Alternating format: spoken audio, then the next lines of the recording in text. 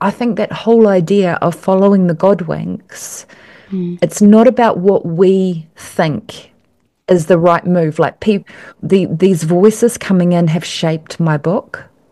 They've shaped it. If someone has said something, I've changed it. I've nudged, I've moved with the flow, and then the doors have opened. That is an excerpt from my conversation with my friend Katie Jolly.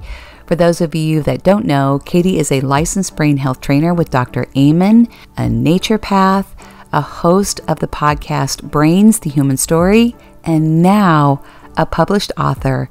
She has just launched her book, Growth Happens in the Dirt, and you are going to really want to listen to this episode because we dive in and talk about Katie's journey of writing the book, what she learned, what was hard, what was wonderful, and now her vision going forward. And she's actually having a launch party today. It's not too late to dive in and register. I'll include that here in the show notes.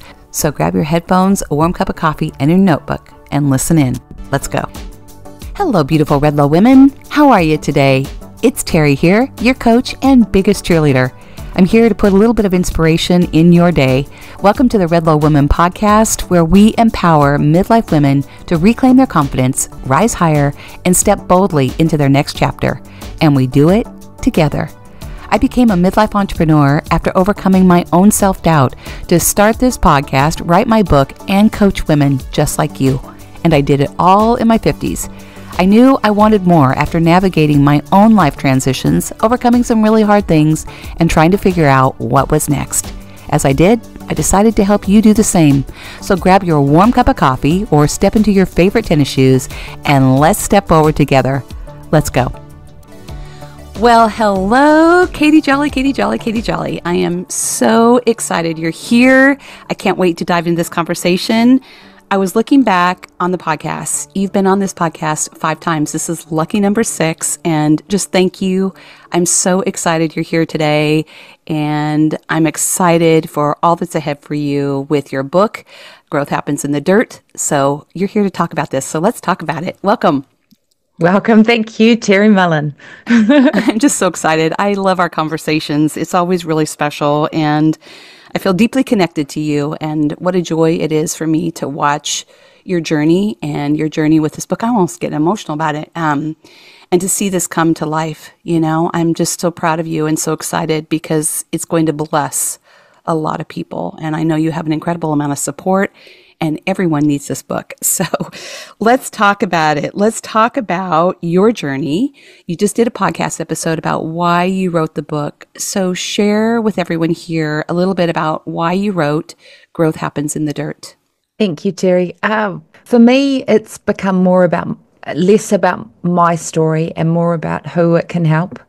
And originally when I started, it was like a therapy dump. Yeah. Like I wrote it in 4 days. I went to a remote cabin and I wrote it in 4 days, the first draft. You're kidding.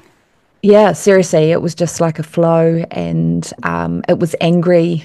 It was emotional. It was nasty, But I had this idea that I really wanted to put it into 2 parts and basically have the story at the front and the tools at the back. And as it evolved and more people got involved with the process, it was an incredible point of healing. And the why became more about mental health, like actually helping people with mental health. And this is what I'm going to share in the launch is that, the statistics on mental health are crazy. And for people that go through a brain injury, it's like all of the normal human emotions are put in the microwave and radioactivated. The anxiety, suicidal ideation, depression, grief, broken relationships, like everything that happens is exploded with a brain injury. Wow. Not for all, but that was my story. My mental health was in tatters. And as I went through, I was like, this is the human journey. So the tools that I went through, maybe I can help one person or one family out of the pit. Yeah. That's become the why. That's become the mission for me. Helping one person, one family. Yeah. Not just thinking about it in the whole, just connecting with one person.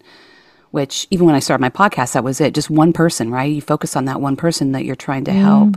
And I think it's really such a really powerful story, Katie, just because, I mean, I listened to the short episode that you just did as you're talking about how this all really affected you on such a deep personal level. And as I've shared, I have a really dear friend of mine that had a very traumatic brain injury and how it really deeply affected her life.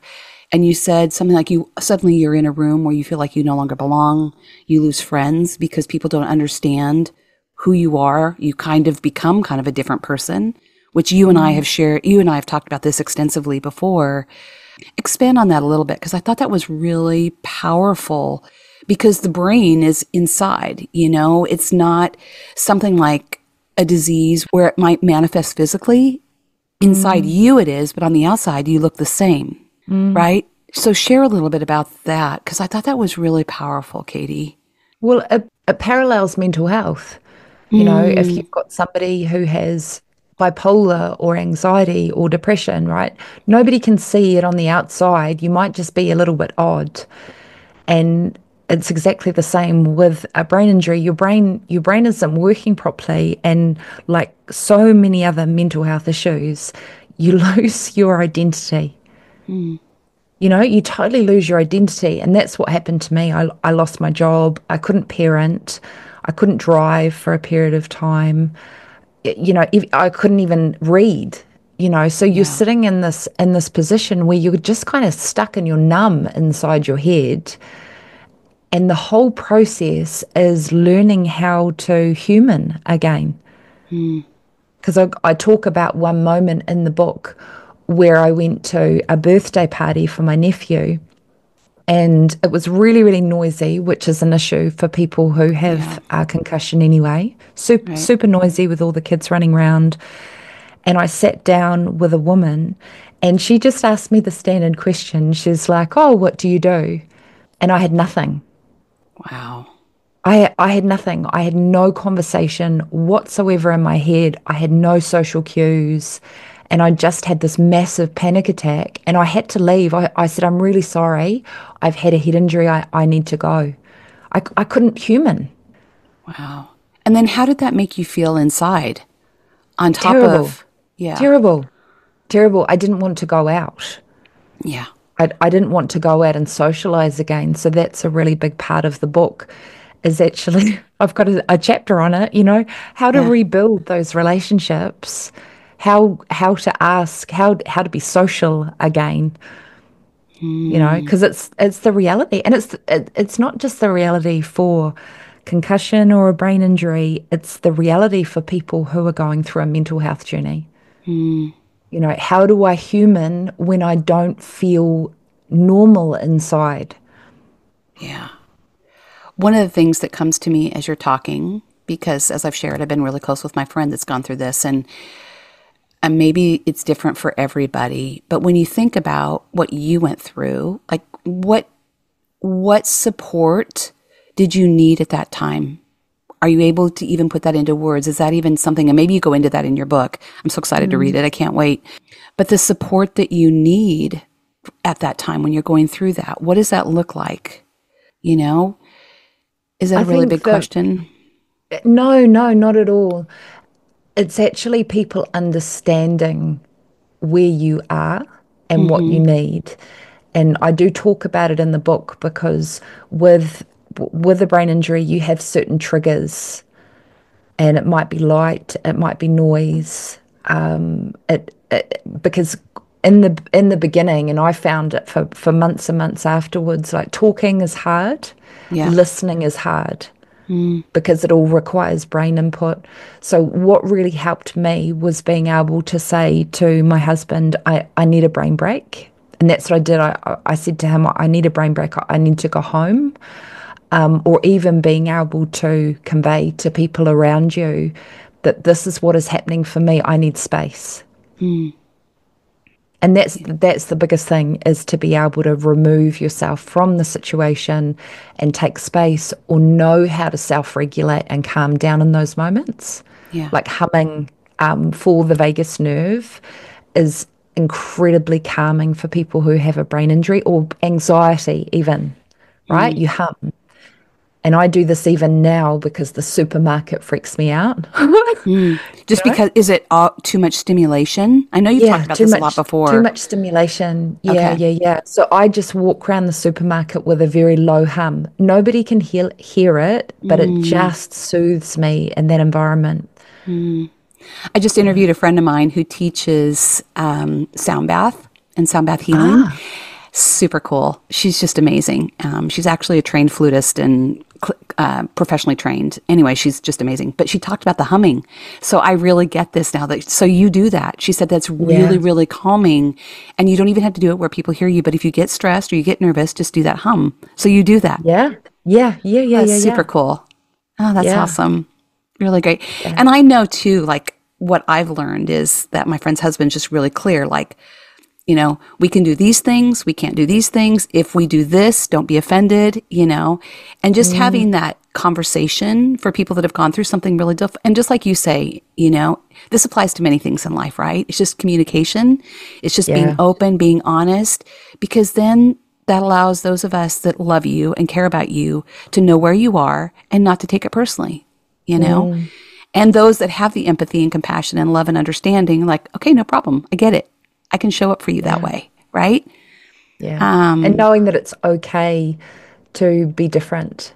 Yeah. It's okay because that's the really big thing I've seen. And it's a grief process, which again is in a lot of other illnesses. Mm, I've had clients who have had chronic fatigue, and all they're wanting to do is get back to the person they were mm, before the chronic fatigue or before the cancer or yeah. before the autoimmune, right? Whatever is Yeah. happening for them. Yeah. And what I write about in the book is this process. You have to hold a funeral for who you were, and that is the essence of growing in the dirt, right? You're Mm. planted, but you're this new seed. So beautiful. I literally, like, as you talk, I always get these visions. You're just so good at it. But I think of, that the quote, bloom where you are. It's kind of that same Mm, thing, like bloom where you are, that new version of you. And we all change, right? No matter what. And when we go through hard things, we change even more. And it's okay. You bloom where you mm. are.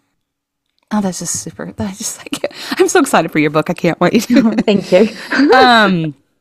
I want to ask you a couple questions because you and I have written a book too, as you know, and we talked about this, and it's hard. You just feel like you're putting yourself out there. You're buck naked. You like everybody to see Yeah. your scars, and okay. And for me, like someone, it's hard to be super vulnerable, and you just kind of you put yourself out there, and it's kind of like take it or leave it. This is me. This is me now.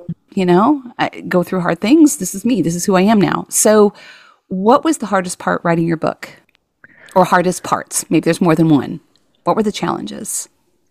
I think initially when I wrote the first draft and I had this idea in my head and then I gave it to a friend overseas who is an editor, and she suggested changing the format, right? She suggested changing the format. And initially I was like, but this is my format. This is my message. And the really hard thing, which actually became a strength, was turning around and going, okay, this book is not for me. Mm, This yeah. book, and it was so freeing, even though it was really hard to go, actually, this is my story and I want to present it the way I want to present.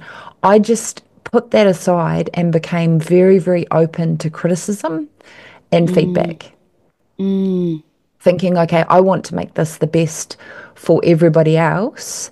And through my life, I've been pretty precious about if I've worked really hard on something, I've been very stubborn about this is how it's going to be. hmm. But actually being able to go, this isn't about me. This isn't about me anymore. All I want to do is get the message out. Oh, that's awesome. And I know you're a beautiful writer. I mean, just even hearing you share some of the writing on your podcast, which you do a really great job. And then when you're reading it, it's just so beautiful. But you're a beautiful writer, and even when Thank you're you. posting and all those things, so that comes really natural to you. So I'm assuming that was probably the fun and easy part, was the writing, or was that hard too, Yeah. just because the No, emotion? no, the writing was super, super easy. Okay. The hard thing was going, I guess that was another hard thing, was picking the manuscript up again after the initial birth of it. Okay. And then starting to, again, taking those criticisms, taking the edits. Mm. I had a lot of people that I know who have gone through concussion or they've had traumatic brain injury. And I just asked them, give me feedback, tell me what's clear, tell me what doesn't work. So I would go in and rake again and again and again. Mm. That was the hard part. Okay. Yeah. And how many, so from initial first writing it, because your concussion happened in 2020, right? So, Yeah. right. So where was the initial writing to the actual finish? How long was that whole process of cleaning it up? It's one thing to write it, which I think is awesome. No matter, we kind of do a brain dump, right? When we're Yeah. first Yeah. writing. Yeah. And I Yeah. think I've heard so many people, the mistake is that people edit really along the way. The best thing to do is what you did, write it in 4 days, blah, dump it out, right? And then go back and edit, which is the way to do it. So initial inception of that first 4 day writing it to, now launching it, how long was that process for you? 4 years. Ah, that's awesome, Katie. Yeah. Yeah. So I wrote it in 2021, almost exactly a year after the injury. Wow. And then it Wow. sat 21, 20. I'm just doing the math in my head. And it just sat on my computer Mm. for almost 2 years. And then when I started the Brain Gardeners Global Group, a friend of mine who's in Tampa, he he said to me, "Well, what's going to get you to the second draft?" He said, "You need to write this book." And I said, "Okay," Mm. because I hate blue cheese. I'm going to share this in my launch, but Oh, I absolutely hate blue cheese. yeah. And I said to him, "I will put it out to the world that I will eat blue cheese live on Facebook if I haven't completed the second draft by February." Mm. And I got it done. Wow. So That he shows was your key. that shows how goal driven you are. I get that. So that's awesome. Yeah, yeah, yeah, yeah. So he was key in actually getting, and then Hmm. the really interesting thing is I got the second draft done and then doors just started to open. Yeah. People contacted me and it was God driven that Mm. people would contact me and say, "Hey, I used to be a copy editor. Can I help you?" These were clients and another client who was a sub editor. "Hey, I used to be a sub editor. Can I help you?" Wow, Katie, that's so amazing. I Yeah. love those like God winks. I know we've talked about that too. It's just really powerful. And then also you have the support now, as many maybe have heard, as you talk a lot about being a part of Dr. Amen's protocol, and now as a trainer, a licensed trainer, they also have endorsed this, correct? And they have some input in the book. Yeah, so Barbara Gustafson, who's one of the facilitators there, she was key. She's going to talk at the launch as well. Oh, that's Um, so yeah, great. she was really key. So I sent my book to her, and initially I'd asked Tana Amen if she would endorse it or help write the nutrition part. But her mother had passed, so she couldn't do that. But Barb turned around and asked the Amen University team if I could use some of Dr. Amen's writing in there, and yeah, that was cleared. So That's awesome. yeah, that's in the book too. That's yay. Yeah, yeah, but it's all these little God moments, right? And that's Mm, why the book isn't about me. It's basic. It's what I talk about, this human chain. mm, Even yeah. yourself, Terry, right? Being an author, seeing your book on your little shelf Oh yeah, behind back you. there. Yeah. Yeah. Right? Like Yeah. you've inspired me. You've been part of the human Mm. chain. It's just such an emotional feeling. I kind of equate it to running my first, half marathon. I didn't run a marathon, but my first half marathon I did, just crossing that finish line and just the emotion. I was not expecting it. The Mm, tears and the emotion, being so proud of myself for training that long and doing it. And it was the same thing when I got the copy of my book and I opened it up and I wow. just cried. So just 411, when it comes and you're looking at this, it's kind of like your baby. You're like, wow, you spent 4 years writing this. And all of a Mm, sudden, here it is in the mm, print, It's just, you'll see. It's just such an amazing feeling. Like you just hold it and you think, wow, I did this, Yeah. I've And actually I got my husband because, as I said, I couldn't get a print copy here in New yeah. Zealand yet until it's launched. So I got my husband to print out the cover that I've designed, and I've stuck it on a Christian book. That's so good. I did that first too. That's awesome. Did you? That's awesome. It's so empowering. Yeah. And my little girl's been coming in and playing with it. I'm like, don't play with it. The top will come unglued. Don't play with it. That's so cool. And just along those lines, so you ended up, much like me, well, like I did, ended up self-publishing, right? You've done this through Amazon, which is just such an awesome thing to do because you end up controlling, it's yours. You control this, And how has that journey been for you? Yeah, it's been, well, originally one of the publishers here in New Zealand, who's a large publisher, they came back and they said, look, we see the value in it. And one of the editors she had a friend who had a TBI as well. She said, we see the value in it, but we just don't think it'll sell enough copies. So from that moment, I'd only sent it out to 6 publishers. And I thought, really, I'm not going to sit here waiting. Yeah. Like, it's not about becoming a world famous author. It's about getting it into the hands of a family who need this to actually understand the person that's suffering. Yeah. Right? Because that's what I've realized about the book, Terri, is that, I couldn't read for 7 months. So I had this moment of bursting out laughing. I'm like, I couldn't read. Why am I writing a book on this? Well, maybe eventually you'll do an audio version. So I will do an audio version, but for families to actually understand what their person is going through. Yeah. But the Amazon process, coming back to that question, I just use YouTube. Yeah. It's very doable. I tell the story that Jack Canfield, author of Chicken Soup for the Soul, did all these books, sold millions and millions of copies, and the publisher, like he was traveling somewhere, and the publisher was flying private and he was flying coach, and he realized, wow, what's wrong with this picture? So now he does his own self-publishing. So just all that to say that the industries have changed so much with this that I'm grateful for Amazon and these other platforms that allow you to self-publish, because so many of us have a book in us, and how sad that people, that's the one thing I didn't want to regret. I've got more in me. And I think that so many people have regrets of not doing it because they were limited. Whereas now with us, these self-publishing platforms are available that allow you to do just this, to share your message, share your story. And you don't have to wait years and years for somebody to finally say, okay, fine. I approve you, so it's awesome. So I'm excited. And like what we were talking about before the call started, a lot of it that scares people is the tech side. Sure does. So all they need to learn, like you who've published your book, right, is the tech. That's it. Not be afraid of it, right? Yeah. Got to learn the tech side. And thank you. It's so true. And that's what I love helping. It's true. The tech side it feels overwhelming, but once you get in and do it, it's not as scary as it seems. But well, I mean, you helped me with my podcast, Terri. I had no idea about Audacity and podcasting or anything like that. So, it's scary. We can be as creative as we want, but if we don't have, it's like being an amazing ballerina and not having a stage. So a lot of people have got the creativity and the talent, and all they need to learn is the tech. Yeah. I just heard Gary Vee say something so powerful. And I did this actually in a video. I just posted this, that he said, there are 3 ways we communicate online. We communicate with the written word, on video and audio. And he said, there are lots of you out there that have the ability to do an amazing podcast. Podcasts are here to stay.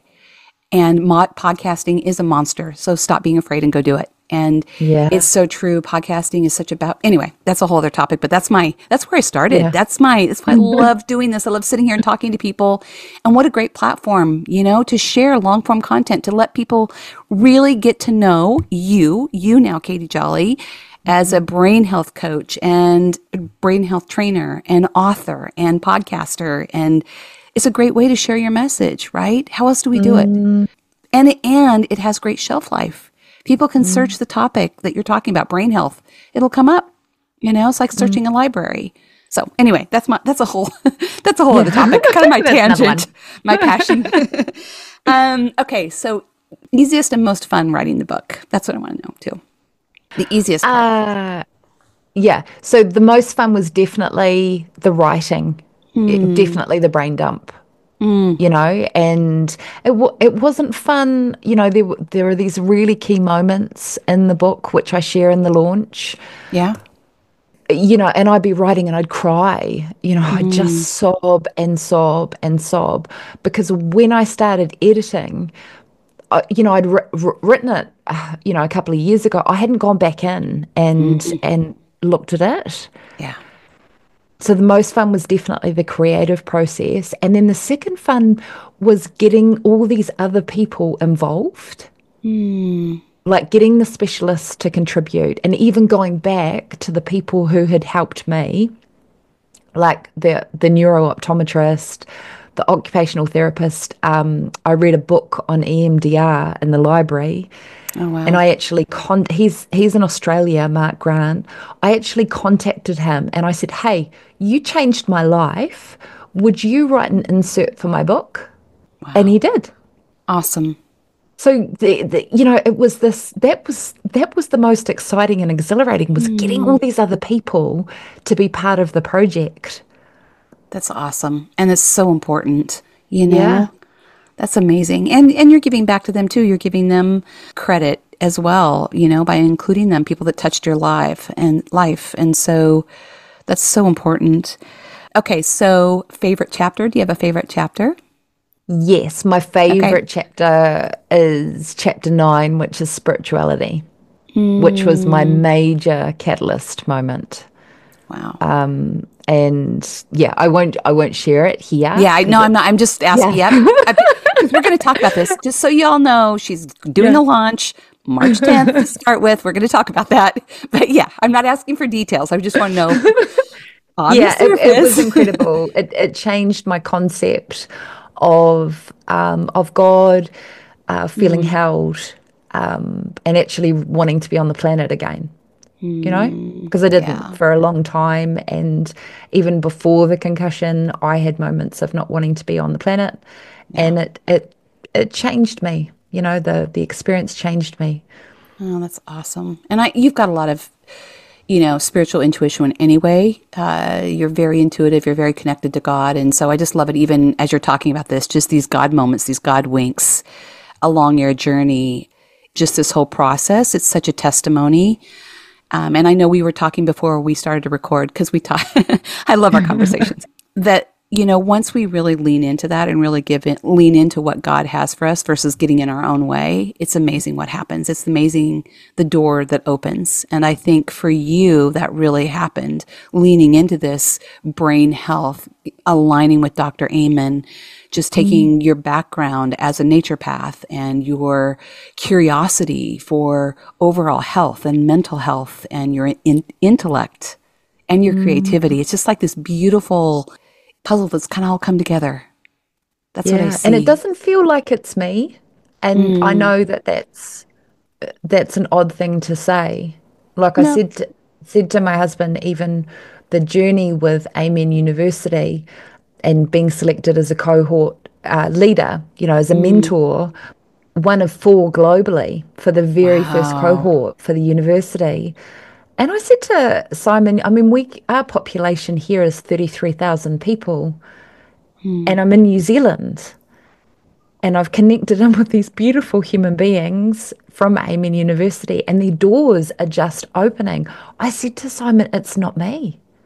It's how can it be me, Terri?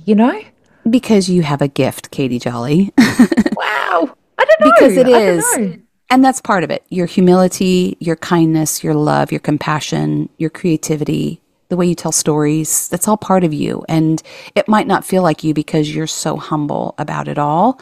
And you really want to make a difference in the world. And you will. You will with this book. And I know it scares you a bit, but I think it's going to really launch you forward in so many ways. You're just a great example for me and for women here, like even on this podcast. I think when we lean into our gift, our true calling, God guides the way, And and the all the doors, crap we've been through, those yeah. hard things that turn that pain into a purpose. I mean, we think we're buried in the dirt, like you say, but then when we Mm. start to rise up and we share it and we're vulnerable with who we are and where we've been, look at the beauty, look what blooms. Mm. And And I look at, think the key is that, we might think we know what we're mm, meant to be doing and what our purpose is, but we hit these points where there's roadblocks or we feel stuck, and we just need to nudge a little bit. mm, Like I had feedback from a guy that I know. He read the draft copy, the final draft. He read mm-hmm. it, and he had a concussion the same year as me, so 2020, and he didn't get any support. And he said to me, I found it really, really hard to read your book because it was so it was in parallel to exactly how I felt and what I went through. He said, but reading your chapter on relationships, he said, it hasn't saved my marriage, but I think it could save somebody else's. Oh, wow. And I was like, I'm done, right? I've had a win. Mm, I had a win. And then another woman said to me, who she's still on her rehabilitation journey, she said her husband read the book because I've got a chapter in the beginning for carers, for the support people. And she said it was really odd. He read the book, and then for the first time, he didn't try and tell me how to feel better. He just held me and he wow. understood where I was. Wow. So again, I think that whole idea of following the godwinks, Mm, it's not about what we think is the right move. Like these voices coming in have shaped my book. They've shaped it. If someone has said something, I've changed it. I've nudged, I've moved with the flow, and then the doors have opened. It wow. hasn't been me pushing Terri for this. It's very, Mm. very odd. No, it's beautiful.